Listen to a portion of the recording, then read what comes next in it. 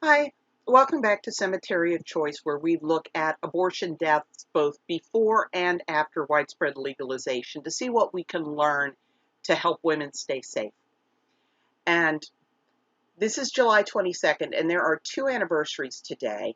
One was in 1925 in New York, and it was a 17-year-old girl named Gertrude.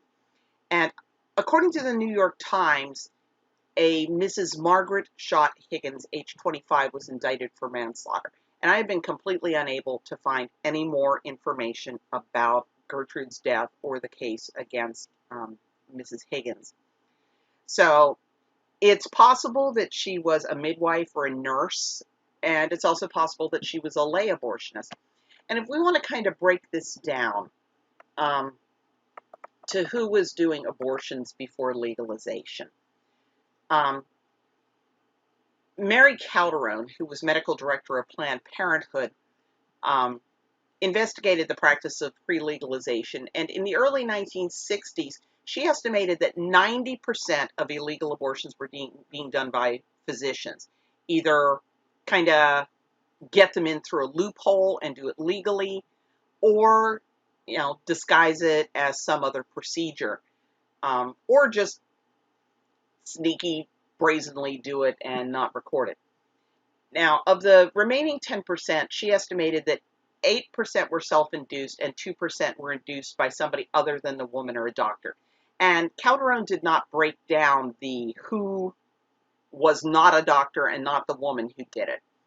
Now, there was another researcher in the 1960s, Nancy Howell Lee, and she wrote a book called The Search for an Abortionist. And it's an excellent book. It's short, it's a very quick read, but she interviewed women who had arranged abortions prior to legalization.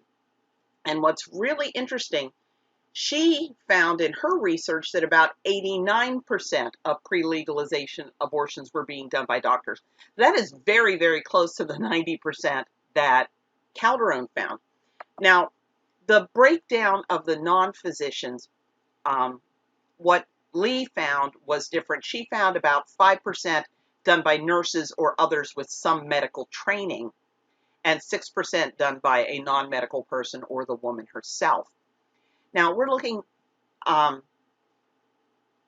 that 2% that Calderon found would have included nurses, midwives, dentists, veterinarians, people who have some kind of medical background, who understand how to sterilize instruments, how to perform a procedure with some safety.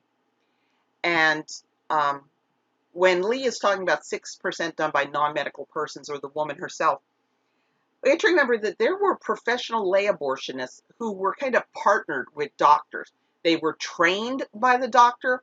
They were provided by instruments by the doctor. They were provided with medications by the doctor, and the doctor kind of provided emergency backup for them in case something went wrong.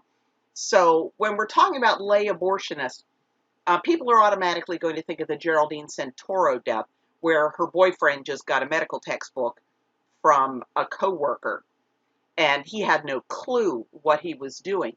So it could be somebody like that, but it also could be somebody who was very carefully trained, was adequately equipped. And if you look, the pro-choice movement wants non-physicians to be able to perform abortions even now. So, we don't know exactly what qualifications, if any, Margaret Higgins had when she performed Gertrude's abortion. Now, 1974 is the other death. It's a 22-year-old woman named Carole, and she was overdosed on Demerol during an abortion at Mercy General Hospital in Detroit. And despite the name, it wasn't a general hospital, it was an abortion hospital. And it was in trouble even before Carole died. The Michigan Department of Public Health had cited Mercy for 43 violations of nursing standards and 12 violations of physician standards in October of 1973 and withheld their license. And among the violations were that the operating room didn't have a cardiac monitor, resuscitator, or a defibrillator. So, shades of Kermit Gosnell, we see these seedy places being able to operate.